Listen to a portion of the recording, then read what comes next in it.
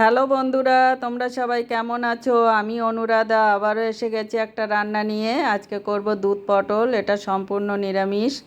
তার জন্য পটলগুলো ছাড়িয়ে দেখো দুপাশে কাট করে নিয়েছি। এবারে একটু লবণ মেখে নেব। হলুদ দেব না, হলুদ দিলে ভাজার সময় তেলটা কালো হয়ে যায়, তাই শুধু লবণ মেখে কিছুক্ষণ রেখে দেব। এবার একটা মশলা তৈরি করে নেব। তার জন্য মিক্সিতে দিয়ে দেব পোস্ত, 4-5টা কাজু আর 4-5টা আমন্ড দেবো। এটা ভিজিয়ে রেখেছিলাম, খোসা ছাড়িয়ে দিয়ে দিলাম। এবার শুকনো ঘুরিয়ে নেব। শুকনো একটু ঘুরিয়ে নিয়েছি। এবারে দুটো কাঁচা লঙ্কা দিয়ে দিলাম। এটা কাঁচার মধ্যেই পাকা ছিল, সেই লঙ্কা দিয়ে দিয়েছি। আর কয়েকটা কিশমিশ দিয়ে দিয়েছি, আর জল দিয়ে পেস্ট করে নেব। এবার কড়াইতে তেল দিয়ে দিয়েছি। এবার পটলগুলো ভেজে নেব।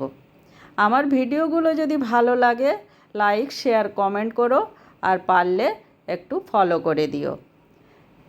এইভাবে সবগুলো পটল লাল লাল করে ভেজে তুলে নেব। পটল ভাজা তুলে নিয়ে সেই তেলে দিয়ে দেব তেজপাতা, গোটা জিরে আর গোটা গরম মশলা ফোড়ন। ফোড়নটা একটু ভেজে নেব। ভেজে নিয়ে সেই পেস্টটা দিয়ে দেব, আর বাটি ধুয়ে আর একটু জল দিয়ে দেব। আর দিয়ে দেব, এটা একটু নেড়ে চেড়ে নিয়ে দিয়ে দেব জিরে গুঁড়ো, ধনে গুঁড়ো, আদা বাটা, লবণ আর চিনি দিয়ে এটাকে তেল ছাড়া পর্যন্ত কষাতে দেব। আমি এতে হলুদ দেইনি আর লঙ্কার গুঁড়োও দেইনি, দুধ দিয়ে করব, সেই জন্য এটা তেল ছাড়া পর্যন্ত কষিয়ে নেব। দেখো তেল ছেড়ে দিয়েছে। এবার পটলগুলো দিয়ে দেব। পটলগুলো দিয়ে এর সঙ্গে 1-2 মিনিট একটু নেড়ে চেড়ে নেব। দেখো নেড়ে চেড়ে নিয়েছি।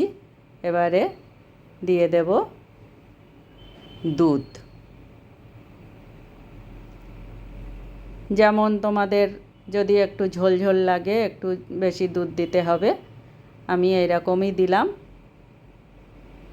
একটু গামাকা গামাকা করব। এবারে ফুটতে দেব, আর দিয়ে দেব 2টো কাঁচা লঙ্কা আর গরম মশলা দিয়ে এটাকে হতে দেব। দেখো সব সময় তো পটল আলুর তরকারি তো খেতে ভালো লাগে না, মাঝে মাঝে এরকম করে খেলে ভালো লাগে। দেখো হয়ে গেছে, তেল ছেড়ে দিয়েছে। এবারে নামিয়ে নেব। দেখো রেডি হয়ে গেছে আমার দুধ পটল।